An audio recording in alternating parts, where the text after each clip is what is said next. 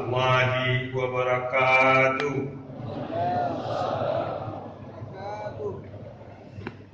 Alhamdulillah, alhamdulillahirabbil alamin. Wassalatu wassalamu ala asrafil anbiya'i wal mursalin wa ala alihi wa sahbihi ajma'in. Yang kami hormati, kami muliakan tamu kita pada malam hari ini, Al-Ustadz Yusuf Mansur, yang dengan ridha Allah, dengan rahmat Allah telah diberi kesehatan hadir bersama-sama kita pada malam yang berbahagia ini.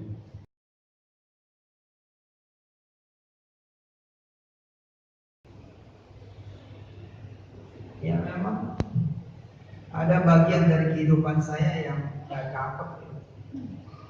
Ya alhamdulillah, doanya orang tua, doanya para guru.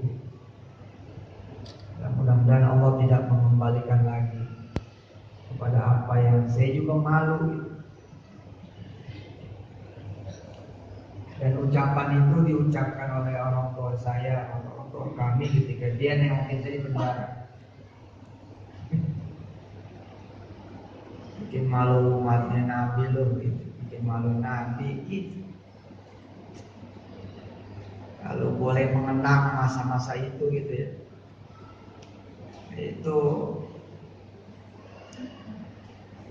seakan-akan di hadapan saya ada Nabi yang lagi nunduk mukanya gitu.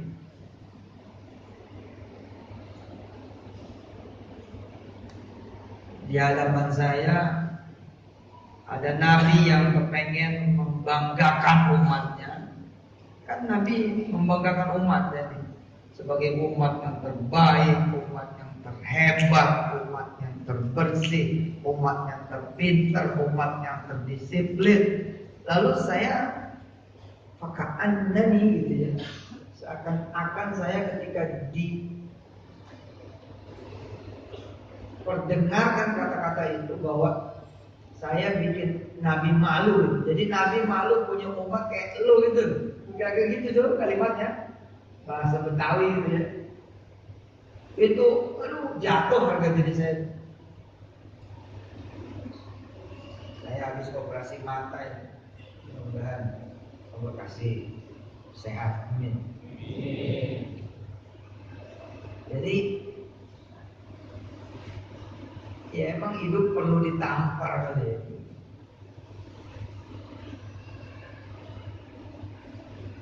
Perasaan tidak pengen lagi membuat Nabi nangis.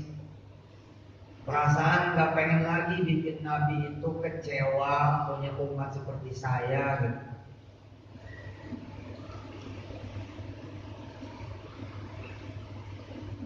Perasaan untuk bisa ketemu nanti dengan Nabi, Nabi senyum gitu.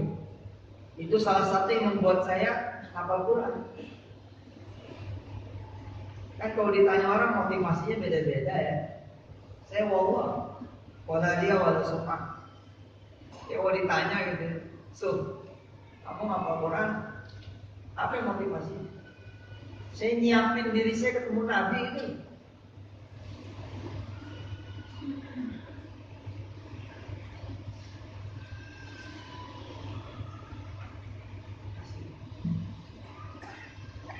Saya nyiapin diri saya nanti ketemu Nabi terus ditanya sama dia gitu.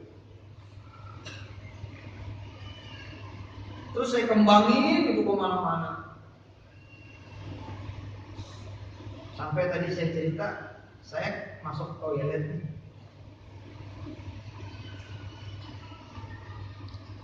Yang umum misalnya.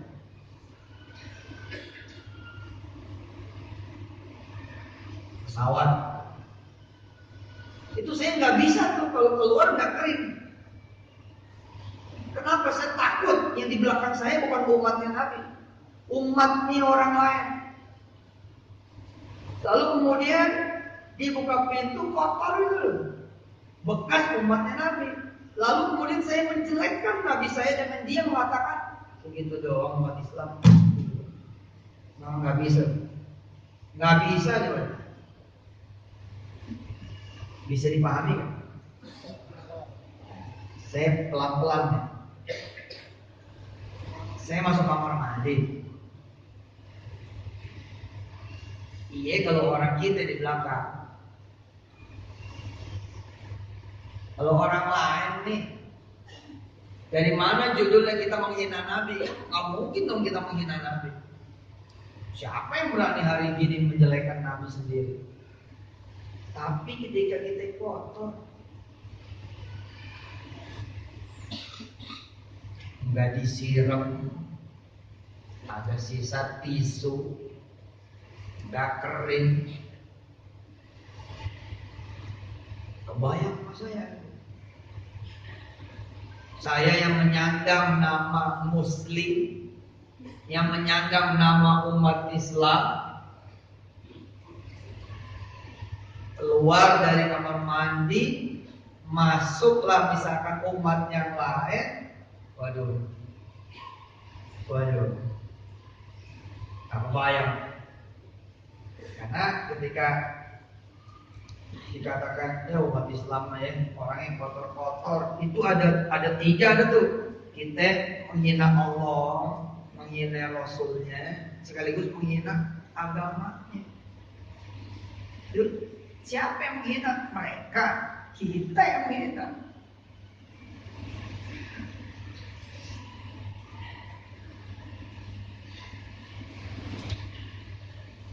Bapak Ibu yang dirahmati Allah, inilah pembuka buat diri saya gitu, mengingatkan diri saya.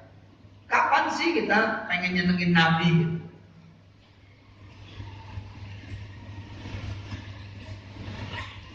Saya nggak ngerti.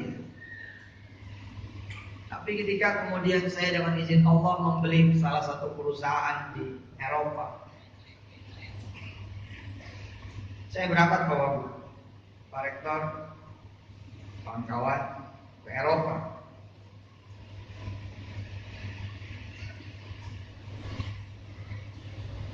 Terus kita beli perusahaan teknologi. Jadi satu perusahaan teknologi di Hongaria, itu bayar.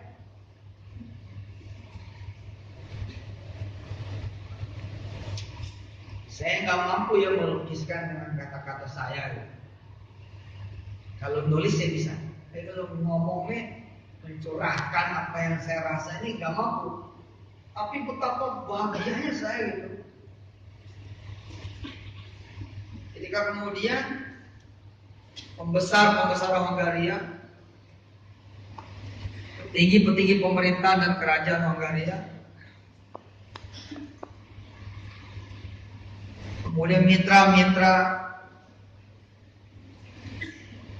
yakni pemegang saham lama di perusahaan yang saya beli dengan izin Allah, dia bertanya tentang saya, itu saya cerita bahwa saya bisa begini karena Muhammad. Itu bahagianya Allah. Mereka nanya, siapa yang sudah berhasil bikin Anda seperti ini? Clearly answer saya bilang, my prophet Muhammad. Kemudian saya explain gitu kan, cerita tentang Nabi. Dan mereka mendengar, orang saya yang punya perusahaan sekarang. Lah, kebanggaan ini bukan buat saya, tapi kebanggaan ini saya persembahkan buat Nabi saya, buat Tuhan saya, di mana Islam dikecilin di Eropa. Hari ini kemudian saya berangkat membeli perusahaan Eropa for him, buat dia. Oh itu dahsyat loh. Apa coba ya? Ini saya pernah dikritik sama orang. Ustaz, buat Allah. Iya sih, buat Allah. Siapa juga ya bukan buat Allah. Tapi paham ya, maksudnya itu buat Nabi tuh. Coba ya, Anda pagi-pagi nih bangun sholat duha gitu. Terus ngebayangin pengen Rasul senyum gitu. Coba sih, pernah gak sih? Saya yakin insya Allah lah. Insya Allah, muka-muka orang Aceh ini, muka-muka orang soleh-solehan. Begitu sholat nih, doa gitu ya, kita mampu memandang Rasulullah gitu. Bukan di saat kita sedang bermimpi, saat sadar.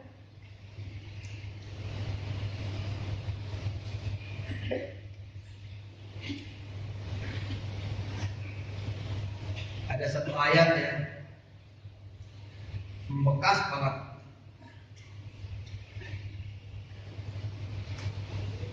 Wa'lamu, itu bunyi, anna fikum Rasulullah.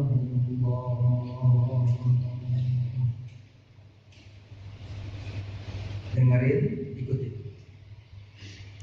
Wa'lamu, ayo.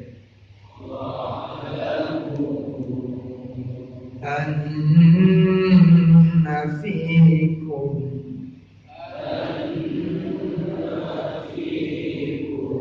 Rasulullah.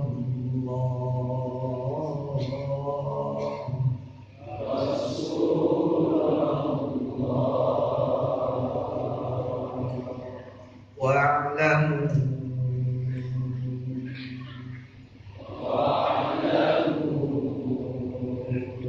panjangin ya, dipanjangin.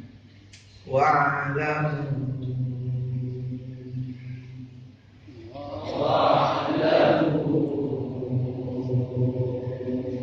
anna fikum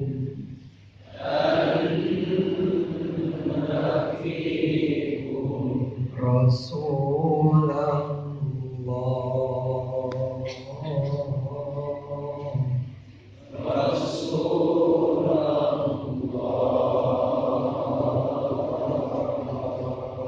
Ketahuilah bahwa di dalam diri kalian semua mengalir spiritnya Rasulullah. Sebenarnya sih terjemahan bebasnya agak kacau. Wa'lamu, ketahuilah, anna fikum, di dalam diri kamu semua. Ini perdebatan terbuka nih jadi. Kalau kurang-kurang menjelaskan, berabe nih secara tauhid. Wa'lamu anna fikum Rasulullah. Ketahuilah bahwa di dalam diri kamu itu semua ada Rasulullah.